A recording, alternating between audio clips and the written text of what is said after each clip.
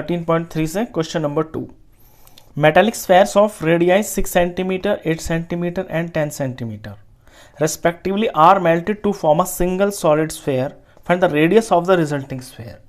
Question में ये कहता है कि 3 स्फेयर्स हैं, एक का जो रेडियस है वो 6 सेंटीमीटर है, एक का रेडियस 8 सेंटीमीटर है और तीसरे का जो रेडियस है वो 10 सेंटीमीटर है।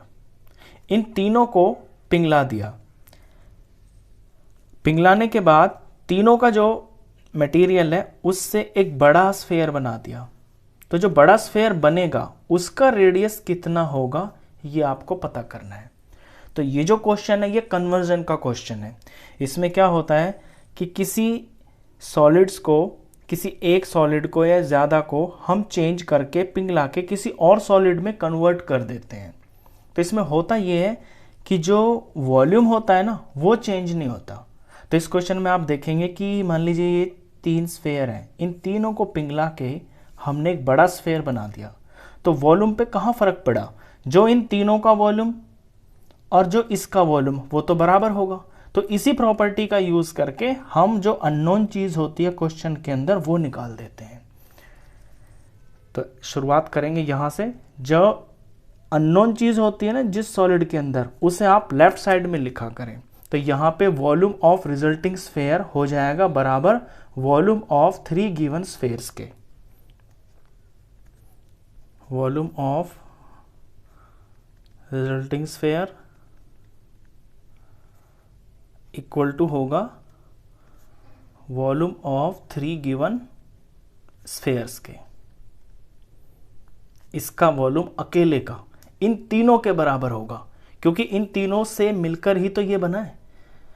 अब volume of resulting sphere, volume का फॉर्मूला लगाएंगे, ये होता है 4/3 पाई। अब इसको मैं बड़े आर से डिनोट कर लूंगा क्योंकि इसका रेडियस तो बड़ा ही आएगा ऑफ कोर्स, जब बड़ा बनेगा तो pi r cube is equal to volume of 3 given spheres. तो सबका अलग अलग लिखना पड़ेगा।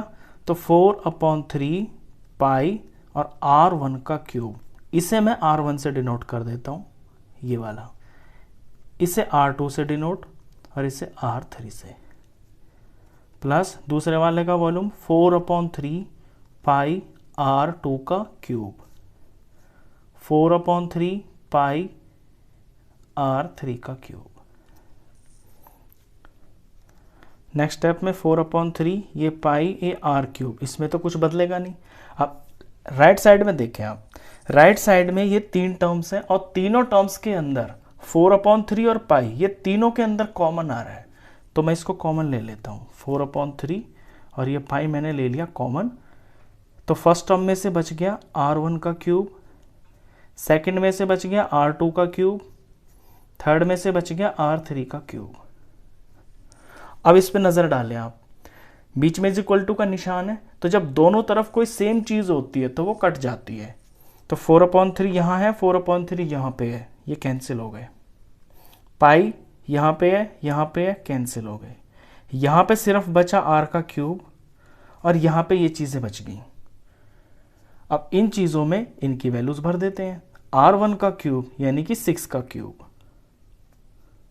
R2 का क्यूब यानी कि 8 का क्यूब और R3 10 है तो 10 का क्यूब। नेक्स्ट में 6 का क्यूब, 6 का क्यूब 216 होता है। वैसे आपको कम से कम 20 तक के स्क्वायर्स और क्यूब्स याद होने चाहिए, लेकिन अगर आपको याद नहीं है तो कोई बहुत बड़ी बात नहीं है। 6 6 36 और 36 को 6 से मल्टीप्लाई कर लोगे तो आपकी वैल्यू आ जाएगी। ऐसी 8 को 3 बार मल्टीप्लाई कर लेना, 8 8 64, 64 को 8 से जब मल्टीप्लाई करेंगे तो ये 512 आएगा। और 10 का क्यूब तो ऐसे ही बता सकते हैं क्योंकि जितने जीरो होते हैं प्रोडक्ट में उतने ही आ जाएंगे, ये 1000 हो गया। नेक्स्ट स्टेप में R cube is equal to, अब इन तीनों का सम कर लेंगे। इन तीनों का जब सम करेंगे आप तो ये आएगा 1728। अब यहां R क्यूब की वैल्यू 1728 है। अगर हमें R निकालना है ना तो फिर ये जो क्यूब है, इधर क्यूब है ना, ये इधर जाके क्यूब रूट बन जाएगा। तो ये क्यूब रूट बन जाएगा और ये 1728 क्यूब रूट के अंदर आ जाएगा। अब हमें 1728 का क्यूब रूट निकालना है। जो इसका क्यूब रूट होगा वही बड़े वाले स्फेयर का रेडियस होगा और वही हमारा आंसर होगा। चलिए इसका क्यूब रूट निकाल लेते हैं। और क्यूब रूट निकालने का तरीका होता है प्राइम फैक्टराइजेशन मेथड। तो 1728 के पीएफ निकालेंगे, इसके पीएफ निकालेंगे तो सबसे छोटा प्राइम नंबर होता है 2 और ये नंबर 2 से डिवाइड हो रहा है। 1728 को 2 से डिवाइड करेंगे तो 864 आएगा। ये भी 2 से डिवाइड हो रहा है, ये 432 आएगा। ये भी 2 से डिवाइड हो रहा है, ये 216 आ जाएगा। ये भी 2 से डिवाइड हो रहा है, ये 108 आएगा। ये 2 से डिवाइड होके 54 आ गया। ये 2 से डिवाइड होके 27 आ गया। अब पीछे 7 है तो 2 से तो डिवाइड नहीं होगा ये। 2 के बाद प्राइम नंबर नेक्स्ट जो होता है वो 3 होता है और 3 का रूल ये होता है कि डिजिट्स का जो सम होता है ना वो 3 के टेबल में आना चाहिए। 7 और 2 9 हो गया, 9 3 के टेबल में आता है तो ये 3 से पूरा डिवाइड हो जाएगा। 3 से डिवाइड होके ये 9 आ गया, 9 3 से डिवाइड होके 3 आ गया और ये 3 से डिवाइड होके 1 आ गया। तो ये बने इसके प्राइम फैक्टर्स। अब प्राइम फैक्टर्स में हमें 3 3 का पेयर बनाना है क्योंकि हमें क्यूब रूट निकालना है ना। तो ये एक 2 का क्यूब हो गया, ये एक 2 का क्यूब हो गया और ये एक 3 का क्यूब हो गया। तो नेक्स्ट हम इसे इस तरह से लिखेंगे, r इज इक्वल टू अपने क्यूब रूट के अंदर ही लिखेंगे 2 का क्यूब इंटू में नेक्स्ट 2 का क्यूब इंटू में 3 का क्यूब। अब क्यूब रूट में 3 में से एक चीज बाहर आती है। अब ये तो 3 है ना, 2 बार 3 लिखा हुआ है तो ये एक 2 बाहर आ जाएगा। ऐसे इसमें से ये एक 2 बाहर आ जाएगा, इसमें से एक 3 बाहर आ जाएगा और ये हुआ आपका रेडियस। इनका प्रोडक्ट किया तो प्रोडक्ट आ गया 2 2 ज़ार 4, 4 3 ज़ार 12, ये 12 आ गया। तो जो 12 है वही बड़े वाले स्फेयर का रेडियस है। तो ये आपका आंसर। देयरफॉर जिस तरह से क्वेश्चन की लैंग्वेज है उसी लैंग्वेज में आप आंसर लिखना। क्वेश्चन में लिखा है find the radius of the resulting sphere, तो लिखना देयरफॉर रेडियस ऑफ